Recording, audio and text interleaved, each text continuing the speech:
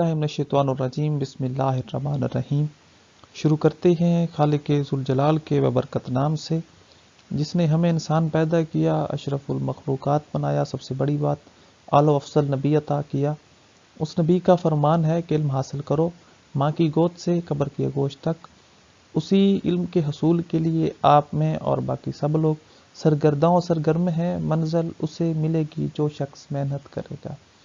Student, आज की इस वीडियो में हमने बेसिकली एंथोसिरोज की जो थैलस एनाटॉमी है इसको डिस्कस करना है। हम अपने जो फर्स्ट वन लेक्चर में बेसिकली एंथोसिरोज के इंट्रोडक्शन को और जो एंथोसिरोज की मॉर्फोलॉजी है, इसी तरह इसकी कुछ कॉमन जो स्पीशीज हैं, टेक्सोनोमिक पोजीशन है, उसको डिस्कस कर चुके हैं। तो चलते हैं हम अपने फर्स्ट वन स्लाइड की तरफ। अगर हम एंथोसिरोज की थैलस एनाटॉमी को देखें तो डेफिनेटली ये बेसिकली यूनिफॉर्म इंटरनल ऑर्गेनाइजेशन है। इसके साथ साथ स्टूडेंट जो एंथोसिरोज की एनाटॉमी है, जो इसका जो थैलस का इंटरनल स्ट्रक्चर है, इसमें आपको कोई भी प्रॉपर डिफरेंशिएशन नज़र नहीं आएगी किसमें, between photosynthetic region and storage region. Student, ये एक इम्पॉर्टेंट बात है कि अगर आप एंथोसिरोज की एनाटॉमी को देखें तो इसमें आपको प्रॉपर डिफरेंशिएशन नहीं नज़र आएंगी कि इसका फोटोसिंथेटिक रीजन कौन सा है और स्टोरेज रीजन कौन सा है। हालांकि हमने जो अपने पहले जितने भी लेक्चर पढ़े हैं उसमें अगर हम देखें तो हर एक स्पीशीज़ की जो एनाटॉमी थी उसमें फोटोसिंथेटिक रीजन और जो स्टोरेज रीजन है इसमें क्लियरली डिफरेंशिएशन थी। लेकिन एंथोसिरोज एक वाहिद स्पीशीज़ है जिसके जो फोटोसिंथेटिक रीजन और स्टोरेज रीजन में कोई प्रॉपरली फ़र्क नहीं है। इसी तरह स्टूडेंट, अगर हम देखें कि it is uniformly composed of thin walled parenchymata cell.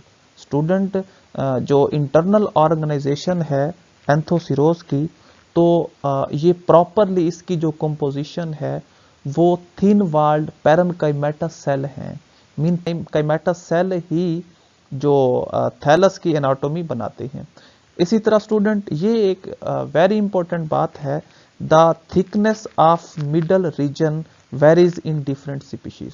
Student, definitely जो हम ये अपने पहले जो लेक्चर है एंथोसिरोज के इंट्रोडक्शन वाला और मॉर्फोलॉजी वाला, जिसका लिंक आपको डिस्क्रिप्शन में मिल जाएगा, उसमें हम पढ़ चुके हैं कि जो बेसिकली मिडल रीजन की थिकनेस है वो भी प्रॉपरली उसमें डिफरेंशिएशन होती है, और आपको जो एंथोसिरोज का थैलस स्ट्रक्चर है उसमें आपको वेरिएशन नज़र आएंगी और इसमें आपको कोई भी मिड रिब का स्ट्रक्चर नज़र नहीं आएगा। तो ये एक इम्पॉर्टेंट बात है जो अब हम पढ़ रहे हैं कि बेसिकली जो मिडल रीजन है हर एक स्पीशीज़ में वो वेरी करता है थिकनेस में। मीन हर एक स्पीशीज़ में जो मिडल रीजन है वो डिफरेंट होगा। देखते हैं स्टूडेंट, एग्जांपल अगर हम एंथोसिरोज लेविस को देखें तो इसकी जो थिकनेस है वो अप्रॉक्सीमेटली 6 to 8 सेल है। मीन 6 से 8 सेल मिल के वो जो मिडल रीजन बनाते हैं एंथोसिरोज लेविस में। इसी तरह स्टूडेंट, अगर हम एंथोसिरोज पंक्टेटस में देखें तो इसकी जो थिकनेस है वो एटलीस्ट 8 to 10 सेल से मिलके बनी होती है। इसी तरह अगर हम एंथोसिरोज क्रिस्पुलस में देखें तो इसमें जो मिडल रीजन की थिकनेस है वो approximately 30 to 40 different type of cell हैं जो मिल के इसका मिडल रीजन बनाते हैं। तो ये एक इम्पॉर्टेंट बात है, इसको दिमाग में रखिएगा कि जो एंथोसिरोज लेविस है उसमें मिडल रीजन की जो थिकनेस है वो कितने सेल से होती है, पंक्टेटस में कितने सेल से जो मिडल रीजन की थिक बनती है, और इस तरह क्रिस्पुलस में कितने सेल मिलके जो मिडल रीजन की थिकनेस बनाते हैं। इसी तरह student, the epidermal cells are regularly arranged. Definitely regular arrangement होगी जो एपिडर्मल स्ट्रक्चर है। इसी तरह इसका जो एपिडर्मल स्ट्रक्चर होगा वो स्मॉलर इन साइज होगा, और इसके साथ having large lens shaped chloroplast, और इसके पास बड़े बड़े से लेंस की तरह, लेंस की शक्ल के क्लोरोप्लास्ट होंगे। फॉर एग्जांपल एंथोसिरोज हेलाई में अगर हम देखें, the epidermal layer is not distinguished. वहद एक जो क्या है एंथोसिरोज हेलाई है जिसमें जो एपिडर्मल लेयर है वो प्रॉपरली डिस्टिंग्विश नहीं है। लेकिन बाकी जितनी भी स्पीशीज हैं उसमें जो एपिडर्मल सेल होगा वो बेसिकली क्या होगा, रेगुलरली अरेंज्ड होगा, स्मॉलर इन साइज होगा और इसके एपिडर्मल में लेंस शेप्ड क्लोरोप्लास्ट आपको नजर आएंगे। ये मैं स्टूडेंट आपको दिखा देता हूँ। ये देखें, ये इसका अपर रीजन है, ये इसका क्या है लोअर रीजन है। इसमें हमें नहीं पता चल रहा कि स्टोरेज रीजन कौन सा है और फोटोसिंथेटिक रीजन कौन सा है। इसी तरह स्टूडेंट ये बेसिकली के जो एंथोसिरोस पेरिसोनी है या इसको परसोनी भी पढ़ते हैं, each cell has 2 chloroplast. Student जो ये स्पीशीज है जो पेरिसोनी स्पीशीज है इसमें आपको सिर्फ और सिर्फ 2 क्लोरोप्लास्ट नजर आएंगे। इसी तरह स्टूडेंट जो एंथोसिरोज हेलाई है इसमें आपको जो क्लोरोप्लास्ट के नंबर हैं मे बी इवन 4, वो 4 तक भी हो सकते हैं। इसी तरह स्टूडेंट जो न्यूक्लियस होगा lies in the close of the chloroplast near the pyrenoid structure.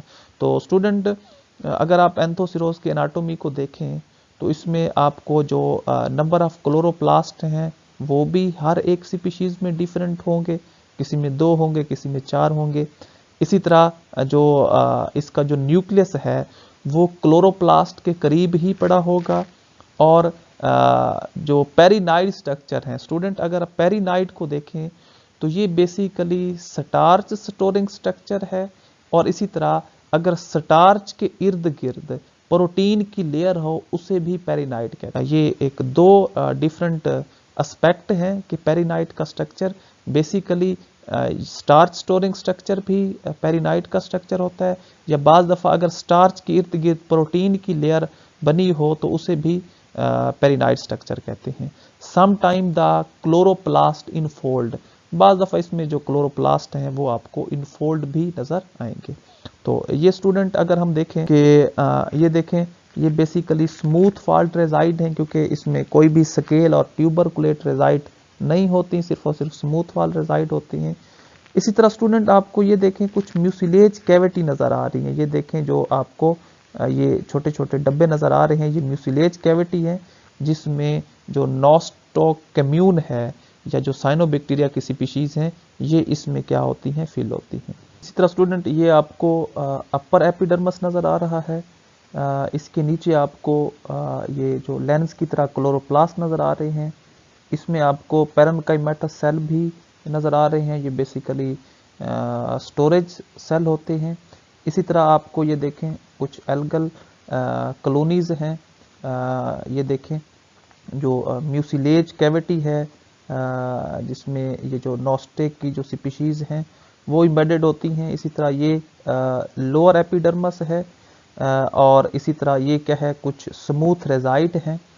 और स्टूडेंट इसमें आपको एक ये स्लाइम पोर नज़र आ रहा है। बेसिकली ये जो म्यूसिलेज है ये स्टोमेटा की तरह एक पोर होता है जिसे स्लाइम पोर कहते हैं। ये इस पोर के ज़रिए क्या होती हैं, ओपन होती हैं। तो ये स्टूडेंट अगर हम इसके ओवरव्यूज़ में मज़ीद देखें तो इसमें जितने भी सेल होंगे हैव अ ओवल गोल और lens shaped chloroplast with a large pyrenoid structure, mean starch storing structure है ये बेसिकली। स्टूडेंट इसमें हमें वो ये बताने की कोशिश कर रहा है कि जो बेसिकली इसकी इंटरनल ऑर्गेनाइजेशन है इसमें आपको या कुछ गोल या लेंस शेप क्लोरोप्लास्ट नज़र आएंगे जिसके साथ कुछ आपको लार्ज पेरिनाइड स्ट्रक्चर भी नज़र आएंगे। इसी तरह स्टूडेंट इसमें जो एयर चैम्बर है एंड एयर स्पेसेस जो हैं वो प्रॉपरली एब्सेंट होती हैं एंथोसिरोज में। इसी तरह स्टूडेंट इसकी जो कैविटीज़ हैं वो बेसिकली थैलस के लोअर साइड पर प्रेजेंट होंगी। इसी तरह ये जितनी भी जो कैविटीज़ हैं जो लोअर साइड पे मौजूद हैं स्टूडेंट तो ये cavity basically are form due to break down of a cell.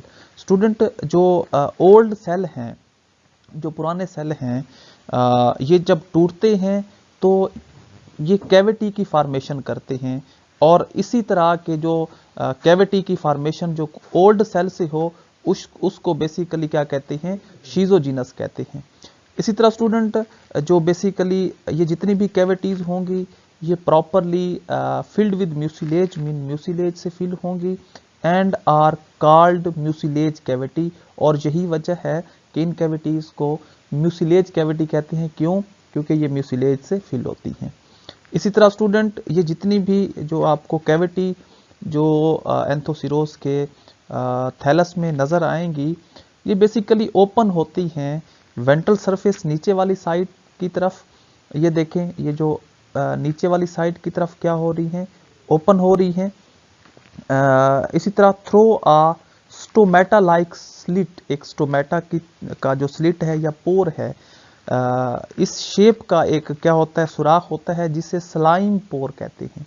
ये मैं आपको पहले भी बता चुका हूँ। ये देखें, ये एक स्लाइम पोर है, या आप इसको देख लें, ये जो कैविटी जिस पोर से ओपन हो रही है इसको बेसिकली क्या कहते हैं, स्लाइम पोर कहते हैं। इसके साथ साथ स्टूडेंट, जो म्यूसिलेज कैविटीज हैं, varies gnostic species, mean in mucilage cavity में जो साइनोबैक्टीरिया की कुछ हम यूं कह सकते हैं कि स्पीशीज होती हैं, कुछ डिवीजनें हैं, जिसमें नोस्टोक वगैरह हैं, वो इस कैविटी में फिल होते हैं। इसी तरह student, some of a lower epidermal contain smooth wall reside. Definitely जो इसकी लोअर एपिडर्मस होगी उसमें आपको कुछ रेजाइड नजर आएंगे। ये देखिए, ये जो आपको रेजाइड नजर आ रहे हैं ये बेसिकली स्मूथ वॉल है। तो ये स्टूडेंट बेसिकली ये पेरिनाइट का स्ट्रक्चर है। इसी तरह ये आपको क्लोरोप्लास्ट नजर आ रहे हैं, इनमें से जो कुछ हैं वो गोल होते हैं या कुछ लेंस की तरह होते हैं। और स्टूडेंट, ये बेसिकली ये क्या है, हम यूं कह सकते हैं कि म्यूसिलेज कैविटी है जिसमें म्यूसिलेज फिल है, और एक क्या होती है, एक स्लिट है स्टोमेटा की तरह, स्लाइम पोर, जो बेसिकली क्या है, जिससे म्यूसिलेज जो है वो वेंट्रल साइड की तरफ नीचे खुलती है। और ये आपको स्टूडेंट कुछ नोस्टॉक की जो स्पीशीज हैं, जो हम यूं कह सकते हैं कि ये देखें, जो फिलामेंट्स की तरह है कैविटी है, जो म्यूसिलेज कैविटी है इसमें पड़े होते हैं। और ये जो नोस्टॉक हैं, ये हमेशा इसका जो मेजर काम है वो ये है कि ये जो फिक्सेशन है नाइट्रोजन की, उसको हेल्प आउट करने में भी क्या करते हैं, इन्वॉल्व होते हैं। ये स्टूडेंट हमारा लेक्चर था जिसमें हमने बेसिकली एंथोसिरोस की इंटरनल ऑर्गेनाइजेशन को पढ़ा है। तो किसी भी कन्फ्यूजन की सूरत में आप कमेंट्स बॉक्स में अपना क्वेश्चन टाइप कर सकते हैं, इंशाल्लाह उसका आपको रिस्पॉन्ड ज़रूर मिलेगा। थैंक यू, अल्लाह हाफ़िज़।